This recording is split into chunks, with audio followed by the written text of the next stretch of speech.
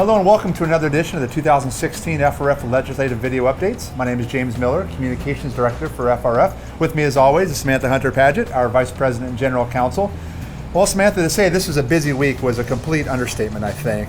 We had a lot going on this week. Let's start off with two things that are related in terms of how people carry stuff out of stores.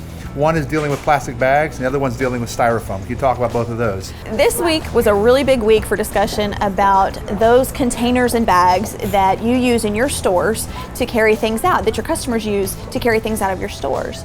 So initially, let's talk about polystyrene. We have seen a lot of local governments in South Florida try to pass local bans and regulations on polystyrene. For those of our members that are regulated under the Food Safety Code, this is an issue. Polystyrene is a product that's been used for a long time. It's very safe, very sanitary, it's very economical. We worked with the sponsors of the Department of Agriculture Bill 7007 to put language in that would preempt local regulation of polystyrene. It did grandfather in those ordinances that were enacted prior to January 1st of this year, but for other areas of the state, any regulation of that material will continue to be regulated at the state level. So this is great. It allows for consistent regulation for our members that fall under Chapter 500 of the Food Safety Code. As part of this discussion, because somehow all these materials get kind of grouped together, polystyrene, plastic bags, all this kind of comes up all at once, and it kind of creates a fervor. So as part of that discussion, some language popped up in the House tax package that would create an incentive program for those that wanted to reduce plastic bag use. But the way it was structured wasn't very clear. It would have applied only in certain places and not in others, and how you qualify for it wasn't exactly clear. That language came out. While we are supportive of voluntary efforts, and we will always engage in conversation about retail's role in recycling and use of those kind of materials, ultimately we're pleased that language came out, and we're pleased that the preemption that is in statute will continue to function as it has for the last few years. Right. So people will continue to be able to use plastic bags and styrofoam, at least hopefully for the foreseeable future. Yeah, this is our goal. So your hots will stay hot, your colds will stay cold, and you can all carry it out in a plastic bag. That's great. If you want to. It's up to you, business owner. That's the most important part. Another issue that was up this weekend was minimum threshold, which was a very interesting bill to say the least. Can you explain that one and where it's actually what ended up happening to it this week? Well, we got very nervous about that bill because that's an issue that's really close to our hearts, and it's an issue that's very specifically a retail issue. They wanted to raise the minimum threshold from $300 to $1,000, and that says that right now if you steal something over $300, it's a felony. They wanted to raise that up to $1,000. That you don't hit the felony until you hit $1,000. I like to say that that's a cost of living increase for criminals, but maybe that's not appropriate, I don't know. But we have a lot of concerns about what the expense would be for businesses and also consumers in the state of Florida. We worked very hard, we communicated our concerns to the committee and to leadership in the Senate, and we're lucky that that bill was TP'd, and so it will not be heard in that committee. We are cautiously optimistic that is the last we will see of that issue this session. So inflation hits criminals as well as businesses, I guess. Yes, but who knows why they get a break and the customer doesn't? I'm not sure, but here you go.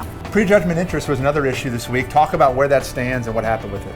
There was an amendment filed to the Prejudgment Interest Bill, which of course we had very big concerns about and how that would impact litigation for businesses in the state of Florida.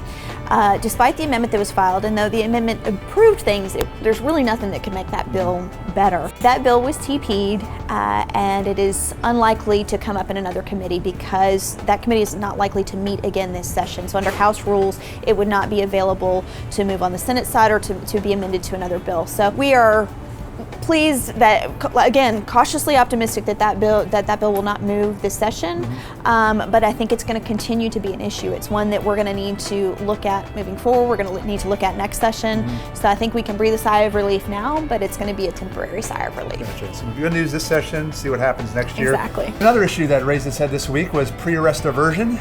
That was a little dicey one this week. Can you talk about where it stands and what stands next for it? Pre-arrest aversion, the bill has progressed quickly in the Senate and it's starting to progress in the House.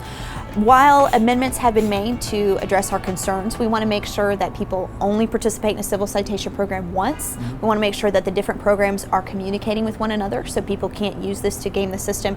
And we also want to make sure that victims can still get restitution through civil citation programs. Those changes were made in the Senate bill. They were also made this week in the House committee. However, we still have some fundamental concerns about these types of programs.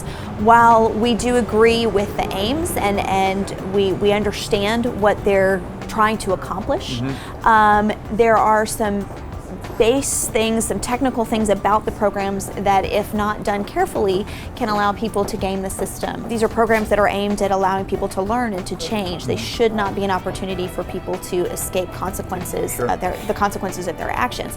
So we are continuing to work with the sponsor on the House side and continuing to hear from members that they're worried about what these type of programs mean for them. So some progress, but we're still a little concerned, and we're working hard. A little more work to do. Yeah. The final issue this week, and it would be of interest to our Beauty Industry Council members, and that's involving body wrappers. And Samantha, can you first explain exactly what body wrappers are to those members that may not be aware of it, and then where it stands after this week?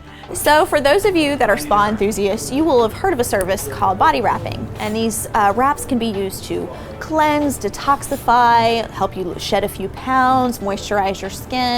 But like anything in our cosmetology industry, you want to make sure that people that are performing these services are well trained and they know how to properly sanitize and sterilize all these materials. There is language in a House bill and a Senate bill dealing with deregulation that would deregulate body wrappers. And while we understand the state's aims to reduce regulation to allow people to more readily enter the job market, we are hesitant to deregulate something where it deals with public health, safety, and welfare. So we communicated that to the Regulated Industries Committee this week, and we communicated those concerns to the sponsors in both the House and the Senate.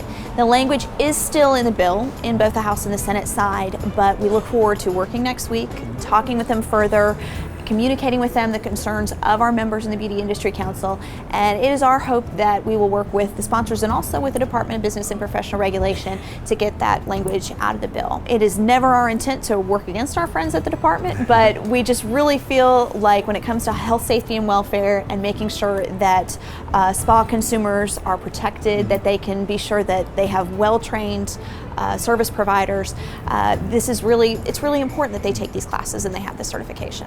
Well, that does it for our recap of this week. You thought this week was busy, just wait till next week with everything going on. But as always, FRF and FPMA will be supporting our members each and every day and following legislation that impacts you and your bottom line. If you want to follow us and get instant updates, you can text FLBuzz to 313131, and we'll send you instant updates on everything that's happening every day and every committee that's involving retailers. Thank you very much for joining us, and as always, happy retailing!